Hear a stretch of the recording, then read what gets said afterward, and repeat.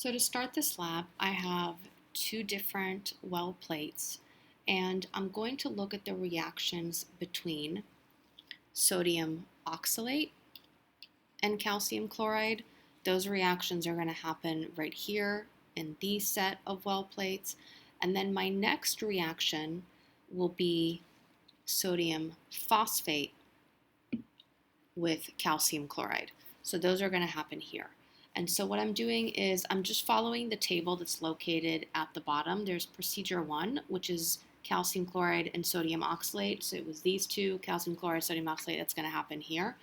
And I'm following the number of drops that I need for the well plates following this setup.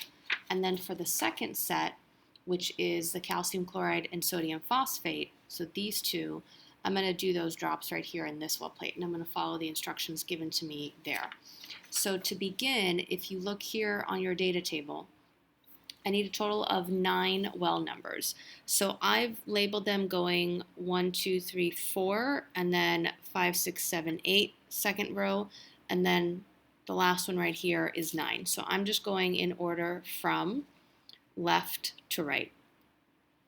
And I've already placed the 4 drops of water into each well plate. So those 4 drops of water have already gone in.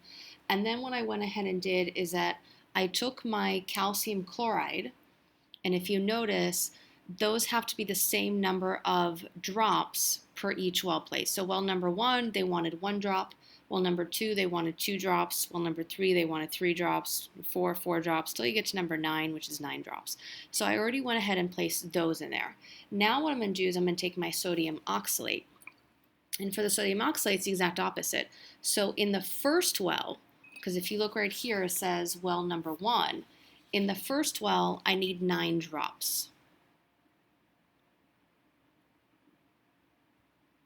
And then the second well, I need 8 drops.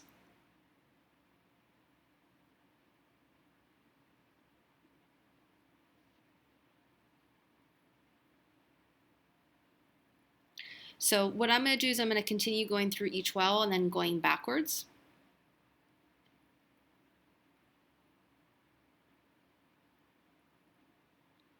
So that was 6 drops into well number 4.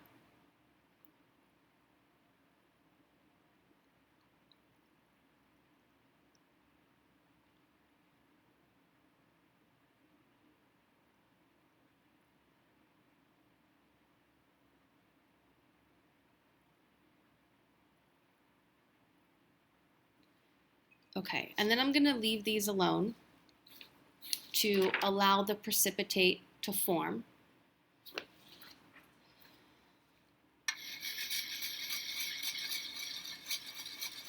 So I'm just doing step number 4. So just swirling the well plates.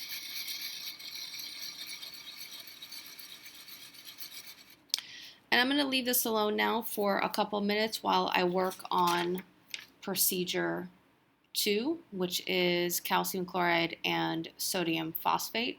So I'm going to go through those. I already have the water in there, so remember you're using this part of the data table right here, procedure 2. And I'm just going to go in order. So again, I have it as well number going from left to right, 1 through 4, and then 5 through 8, and then this is well number 9. I've already filled in the water, so now what I'm going to just do is fill in the calcium chloride first, because those go by increasing numbers, so it's just easier, right? I'm just going to go 1, and then 2, and then 3, and then 4, and I'm just going to keep going until I get to number 9.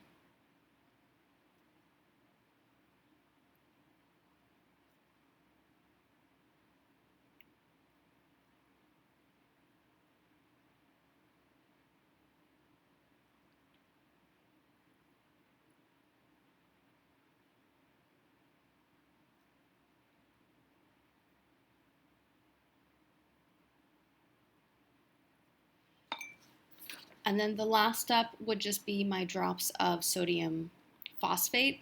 And then this is the one where I'm going backwards. So well number 1 is getting 9 drops. Well number 2 is getting 8 drops. And that's just by reading the table up here.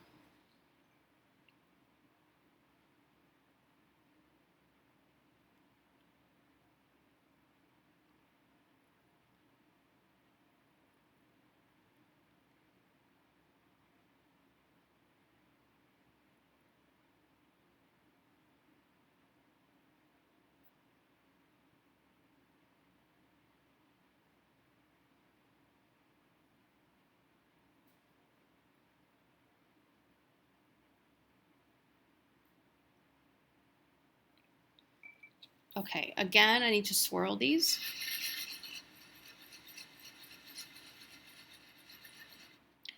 And then I'm just going to leave the two of them alone.